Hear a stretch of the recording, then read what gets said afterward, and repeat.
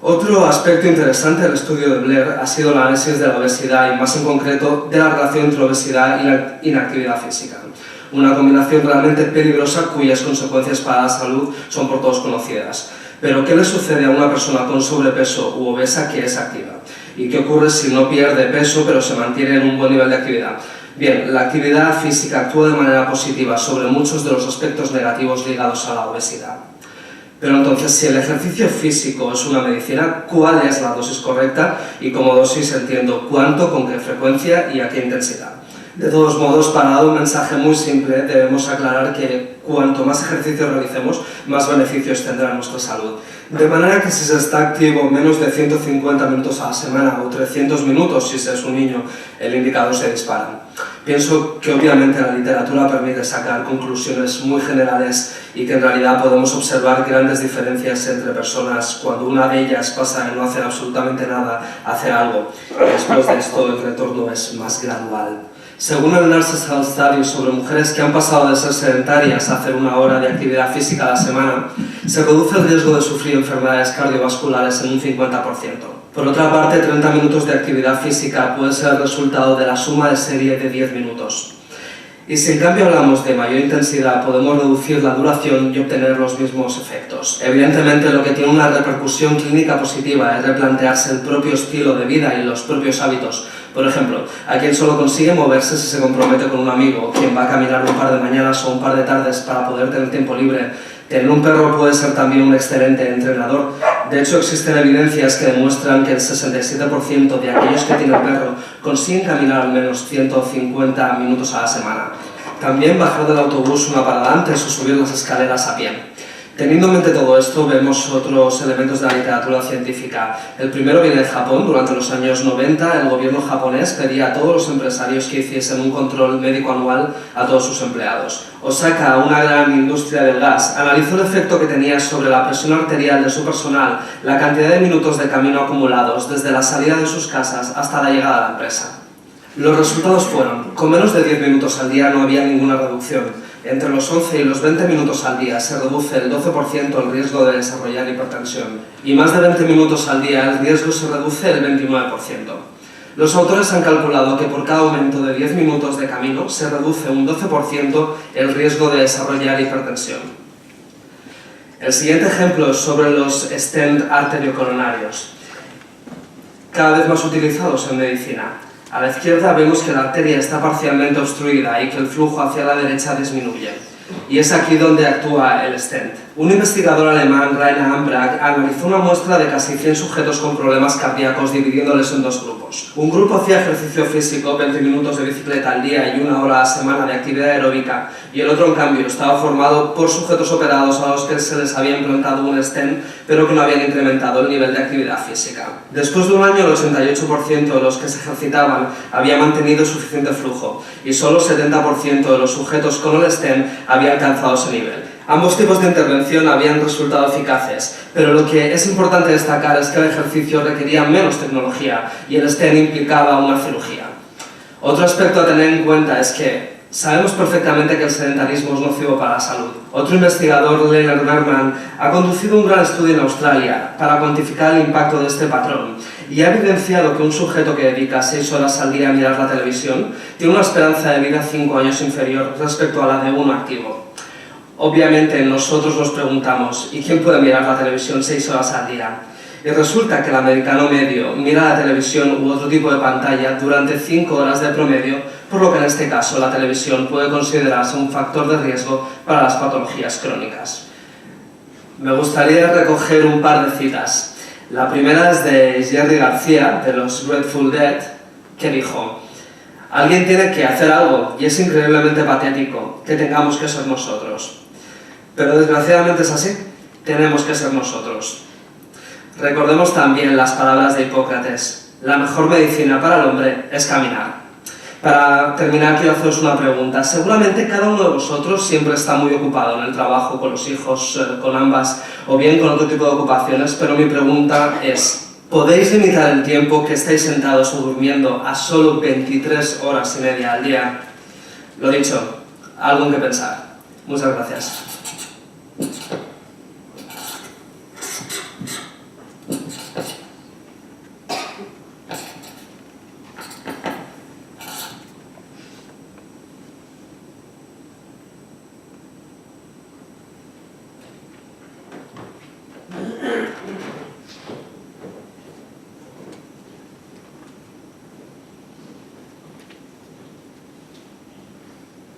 Bueno, pues este vídeo se ha visto millones de veces y lo que nos habla es de, claro, pues de hacer ejercicio físico, ¿vale?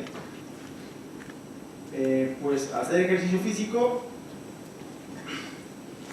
es bueno, pero vale, pues para hacerlo, para que lo haga una persona que tiene enfermedades, no es tan fácil.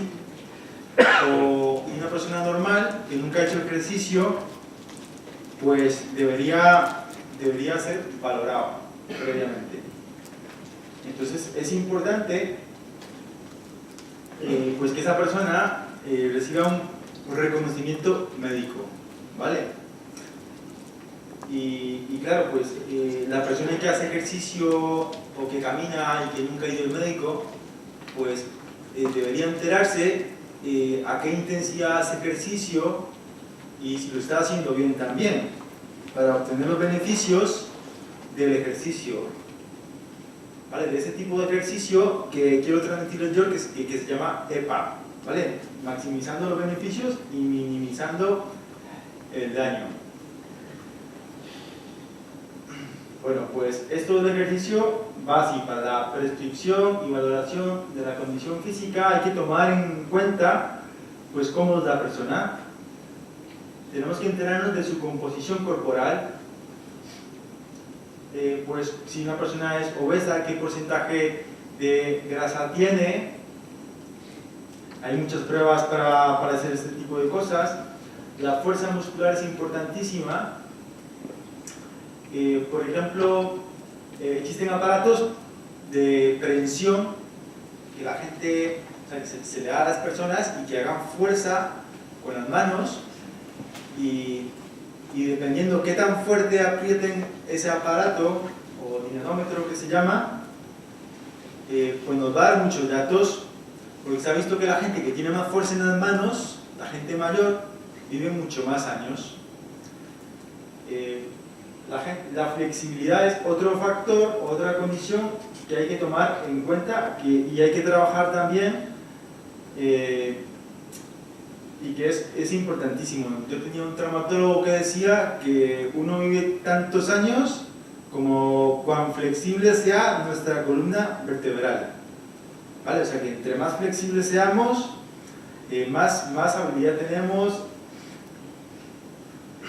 y más capacidades. Y luego está esto que se llama resistencia cardiorrespiratoria. Y pues la gente que tiene más resistencia cardiorrespiratoria es la gente que tiene menos posibilidad de tener un infarto o un evento coronario. Bueno, pues para el tema de la resistencia cardiorrespiratoria, pues hay que hacer pruebas de esfuerzo, ¿vale? Hay que calcular, para enterarnos de cuánta resistencia cardiorrespiratoria tenemos, pues hay que hacer una cosa que se llama pruebas de esfuerzo, y así se calcula cuánto oxígeno consume una persona y cuánto ejercicio consume para distribuirlo por su cuerpo, y así poder más o menos prescribir ejercicio y el tipo de ejercicio y a qué intensidades de ejercicio tiene que hacer. Bueno, pues yo creo que esta es la lámina más complicada que tenemos, pero nos puede dar una idea de qué es lo que haría un médico que quiere prescribir ejercicio, ¿vale? Los médicos de atención primaria no solemos prescribir ejercicio, pero bueno, hay clínicas que prescriben, o sea, que hacen pruebas de esfuerzo, reconocimientos médicos. Los centros de salud hacen reconocimientos básicos, ¿vale? Y no todas las personas necesitan una prueba de esfuerzo.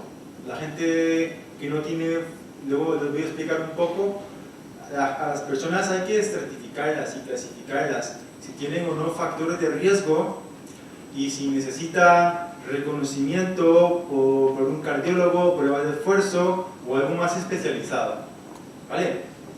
Pero sí es bueno saber que existen pruebas como la prueba de esfuerzo que nos van a orientar, que nos van a decir nuestra capacidad cardiorrespiratoria y nos puede decir, por tanto, qué ejercicios podemos hacer. Y luego, a partir de esto, pues nos van a decir, nos podemos calcular a cuánto tenemos que exigir nuestro corazón en ese determinado ejercicio. ¿Vale? Bueno, entonces, dentro de las pruebas de esfuerzo existen las directas y las indirectas. Las pruebas de esfuerzo directas son las que solemos ver en televisión a los futbolistas que usan una máscara así, que empiezan a correr en un cicloergómetro y les dan datos más fiables y directos, ¿vale? Los ponen a tope y generalmente usan diferentes tipos de protocolos. Luego hay otras pruebas que son indirectas, donde la persona tiene que hacer ejercicio hasta alcanzar frecuencias cardíacas máximas o un poquito menos. Pues para la gente mayor hay unas pruebas donde no tienen que llegar a tope, pero que son pruebas de esfuerzo indirectas, submáximas, que se pueden realizar por técnicos o en estos centros especializados, si se requiere, claro. Por ejemplo, hay una prueba que se llama la prueba del escalón, que se le pide al paciente, bueno, hay diferentes tipos de escalones, ¿no? Para las mujeres y para los hombres, y se le pide al paciente que suba y baje del escalón, con un pie alternando los pies, ¿no? Que haga ciclos, que sube el pie derecho, que le baje el derecho, que luego sube el izquierdo, que luego baje el izquierdo, y así durante 5 minutos, lo más rápido que pueda. Y luego se toma la frecuencia cardíaca en diferentes tiempos de la prueba. Esa es la prueba del escalón. Y eso nos puede dar muchísimos datos. Nos puede decir, por ejemplo, la frecuencia cardíaca máxima, y con tablas nos puede decir el consumo de oxígeno que tiene esa persona, que se traduce en METs, que sería la capacidad funcional de esa persona, y nos podría decir, por tanto, qué ejercicios podría hacer. Por ejemplo, correr a 5, y pico de kilómetros por minuto, a 5 minutos por kilómetro, requiere 12 METs, ¿no? Y si yo, por ejemplo, tengo una capacidad funcional de 8 METs, pues quiere decir que me tengo que esforzar muchísimo para correr a 5 minutos por kilómetro. O sea que no me conviene correr, y tendría que buscar una actividad física que tenga menor exigencia, como, qué sé yo, caminar, ¿vale? Porque cada ejercicio tiene diferentes tipos de intensidad y cada persona es diferente, ¿no?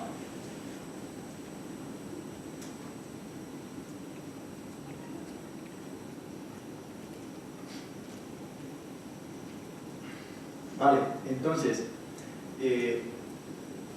todas las actividades del EPA, del ejercicio que se prescribe, se clasifica en ligero, moderado y vigoroso.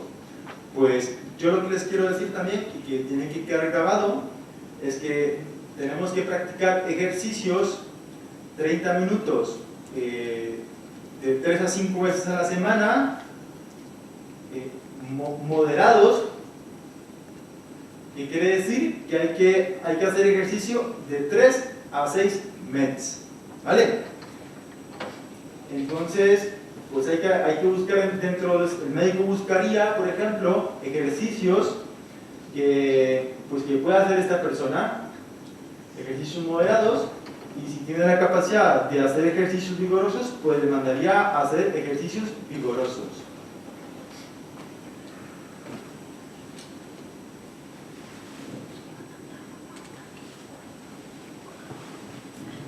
Pues aquí hay una tablita que nos habla de las frecuencias cardíacas, y vemos que el consumo de oxígeno siempre va paralelo a la frecuencia cardíaca. ¿Vale? Pues esto del consumo de oxígeno y los METs es muy importante, porque, por ejemplo, un ciclista Indurain tenía 90 litros por minuto de consumo de oxígeno, que es una barbaridad. Una persona normal pues tendría 65, 55, una mujer unos 50, si son, vamos, normales. Pues todo eso se traduce en METs, ¿no? Y también, además de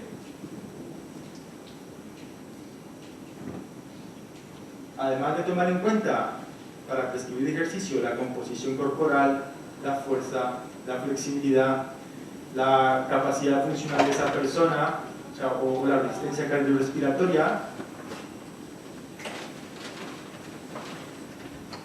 se toma en cuenta la actividad física de esa persona, ¿vale? Cuánto camina al día, y para eso pues se pueden, bueno, existen ahora los podómetros o acelerómetros, que son productos que vienen en el mercado para cuantificar cuánto camina una persona, cuántas veces se sienta y se levanta al día, y otros muchos métodos que cuantifican la actividad de una persona. También se podría hacer midiendo el calor que desprende una persona. Luego los teléfonos móviles inteligentes también tienen muchísimas aplicaciones.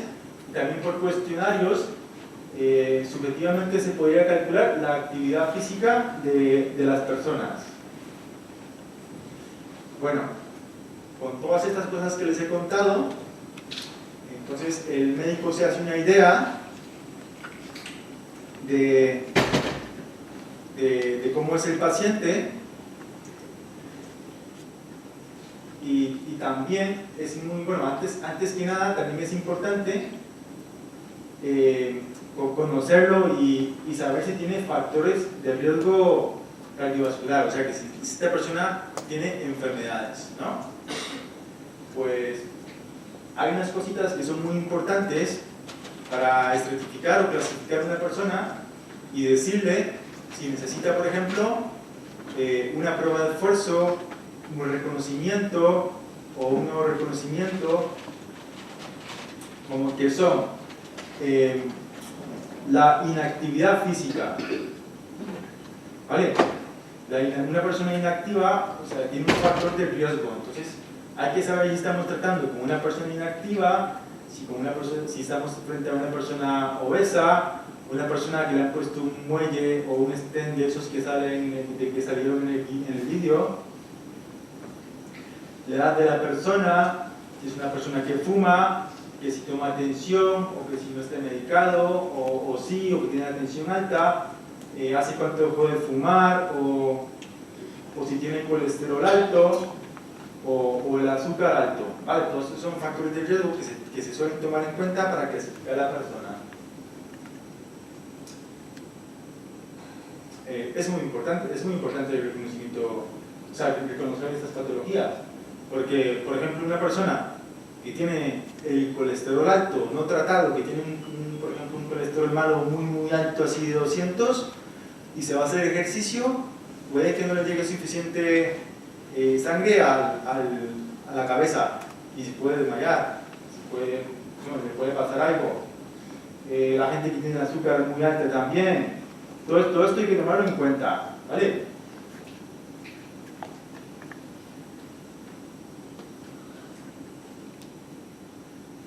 Entonces, tomando en cuenta estos factores, se clasifican a las personas en riesgo bajo, moderado o alto. Entonces, un ejemplo grosero, bueno, la persona ya ha sido reconocida, ya se sabe si tiene colesterol alto, las tensiones, y quiere hacer ejercicio, ¿no? Pues le dice, doctor, quiero hacer ejercicio. Pues entonces, pues el médico lo que miraría serían los factores de riesgo, y si esa persona le dice, pues dice el paciente, pues yo quiero caminar nada más, y si tiene dos factores de riesgo y nada más quiere caminar, si es una persona con dos factores de riesgo y nada más quiere caminar a una intensidad moderada, pues en principio no habría que mirarle mucho. Pero si esa persona que tiene unos factores de riesgo quisiera hacer ejercicio a unas intensidades vigorosas, ¿vale? Pues debería hacerse un reconocimiento nuevo y hacerse por lo menos un electrocardiograma. Y luego, si esa persona tiene enfermedades de los pulmones, de corazón o de azúcar, pues sí que sería bueno que se haga hasta una prueba de esfuerzo, ¿vale?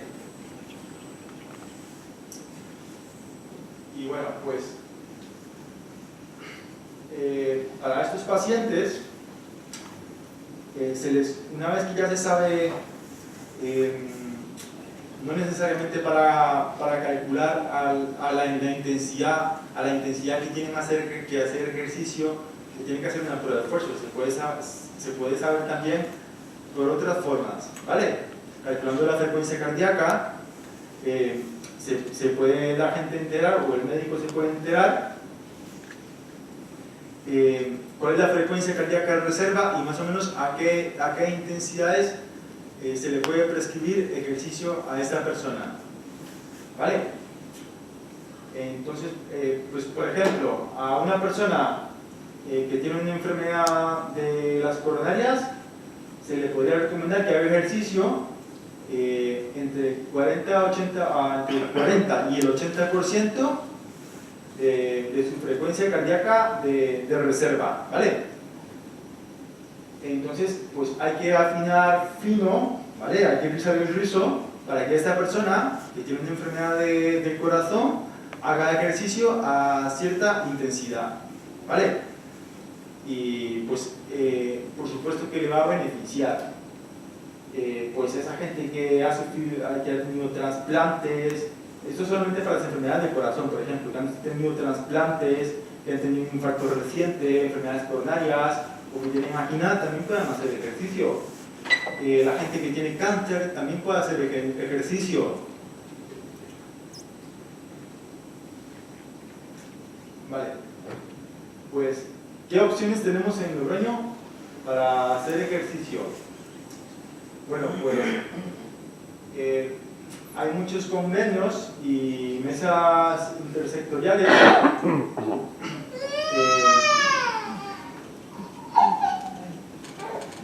Hay muchos convenios y las comunidades se ven obligadas a facilitar y publicar recursos para la salud.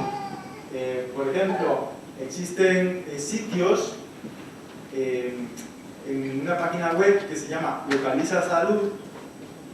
localizasalud.com, y podéis teclear, por ejemplo, Logroño, y van a figurar una cantidad de sitios donde se puede realizar actividades y ejercicio físico.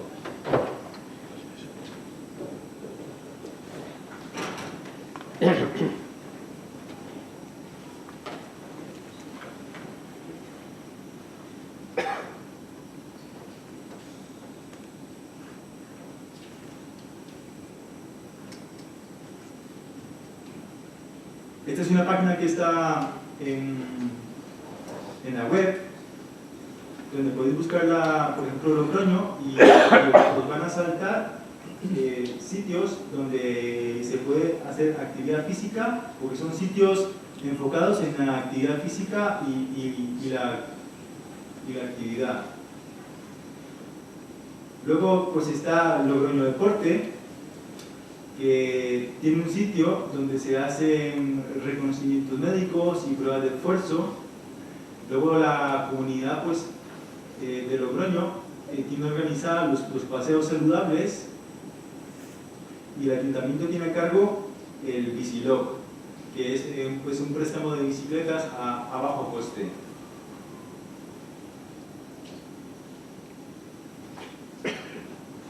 Bueno, nos hemos ido un poco rápido, hemos terminado antes de tiempo, creo.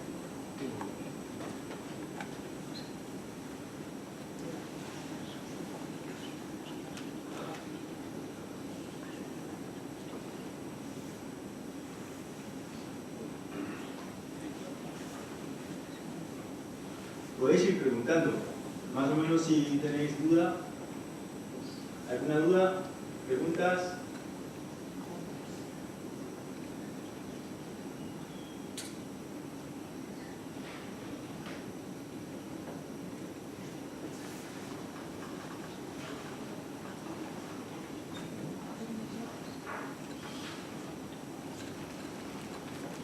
Pues no ha quedado muy claro entonces, ¿o qué?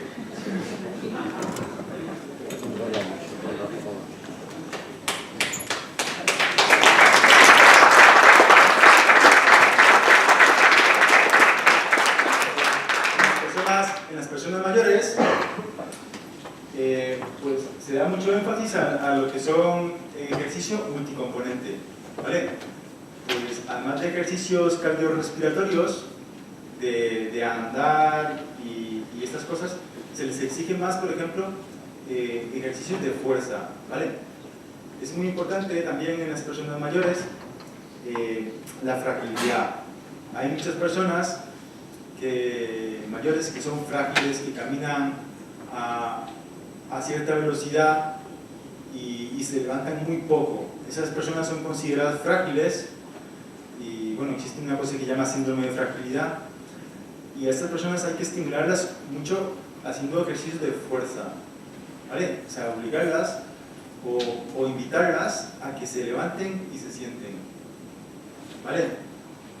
Pueden usar también lastre, movilizar los músculos que son muy importantes para caminar, estimularlos, por ejemplo, que pongan lastre en sus tobillos, que hagan ejercicios de flexión de pierna, de extensión de rodilla, sentados, o que de pie, por ejemplo, pues que hagan apertura de cadera, o ponerles un mueble al frente y que se levanten de la silla y que se apoyen. Todos esos ejercicios son de fuerza para una persona que tiene mucha fragilidad. Se debería estimular a estas personas a que hagan ejercicios de fuerza y también, si se puede, de flexibilidad. Y claro, pues invitarles a que anden todo lo que se pueda.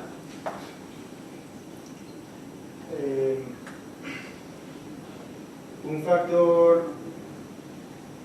factor muy importante dentro de todo esto, pues es la obesidad infantil, que viene tremenda y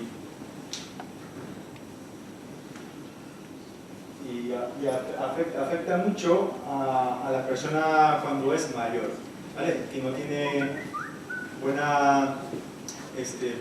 hábitos. Hay mucho sedentarismo en la actividad física en los niños y adolescentes también.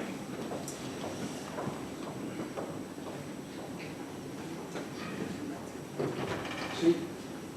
¿Se puede hacer una pregunta? Sí, pregunten, sí. Vamos a ver.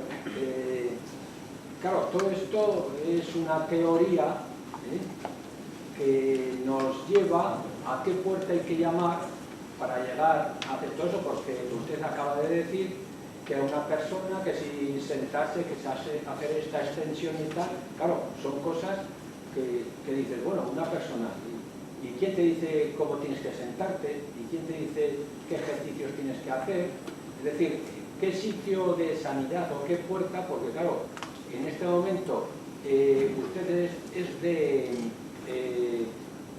médico de familia o médico de... Sí. Entonces, claro, los médicos estos te atienden 3 minutos, te dicen, sí, tiene usted que hacer ejercicio, ¿no? Y el ejercicio dice, tiene que pasear, ya está, solucionado. Yo veo que usted está hablando de fuerza, está hablando de hacer, por ejemplo, una valoración. Todo esto no sabemos dónde ir, o a lo mejor hay que ir a un sitio de pago donde te lo hacen todo eso. Sí, pues como yo le contaba, pues los centros de salud han sido pues, históricamente pues, hechos para tratar otro tipo de patologías, y ahora ha surgido esto de las enfermedades crónicas y entonces como que, claro, no hay tiempo para abordar. Existen los médicos de medicina deportiva a los que se deberían referir pacientes para que los orienten y les hagan pruebas y los pongan a hacer ejercicio. Existen los médicos de medicina deportiva, también están los técnicos y también están centros en Logroño donde os pueden atender. En los centros de salud de Logroño o de La Rioja, pues yo no trabajo aquí, pero les pueden orientar. En Navarra tenemos técnicos y podemos referir, pero acá existe el Logroño Deporte, que hace exámenes y hace planificaciones, pruebas de esfuerzo y valoraciones.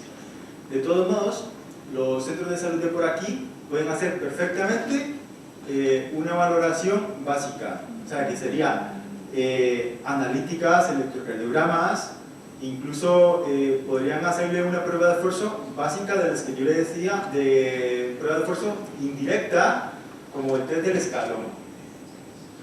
Pero claro, hay que hablarlo.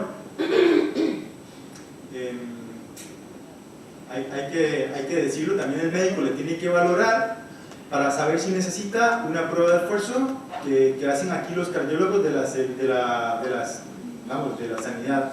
Entonces, aquí hacen pruebas de esfuerzo, por supuesto, y se requiere. Sí. Y no sé cuántas meses. Entonces, yo como veo que esto, viendo el preámbulo y tal, que el 25% de las muertes de no sé qué se pueden evitar, el que vive unos 5 años más, ya no es vivir, es dar vida a los años, ¿no? Es vivir mejor. Claro, entonces ante esto yo me plantearía que es que ya tenemos que ir directamente al médico que nos va a hacer la vida mejor. Entonces, claro, ahora el médico está planteado, me duele la cabeza, me duele la rodilla, me duele la garganta. Y no estamos dirigidos a esa prevención que la prevención encima ahorra dinero, porque ese no enferma. Sí, pues entonces, claro, yo no quiero plantear ahora un cambio de la sanidad, pero me parece que sea...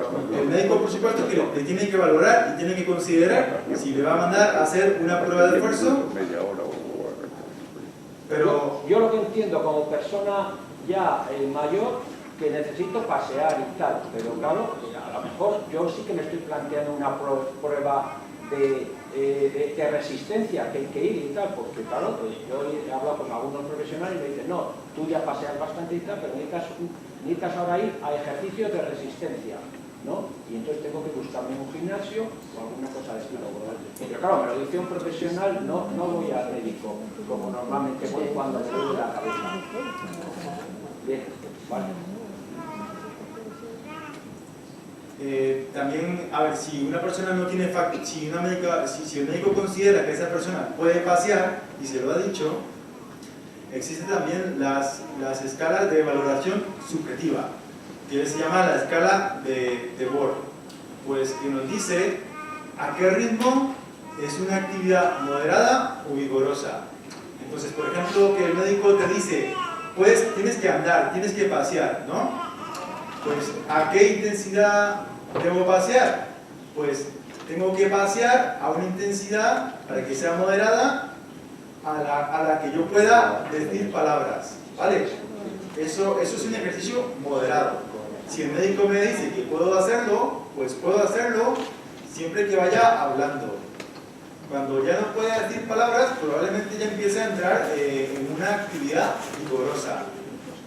Claro, pues lo importante y lo que quiero que quede claro es que se debería practicar ejercicio físico 30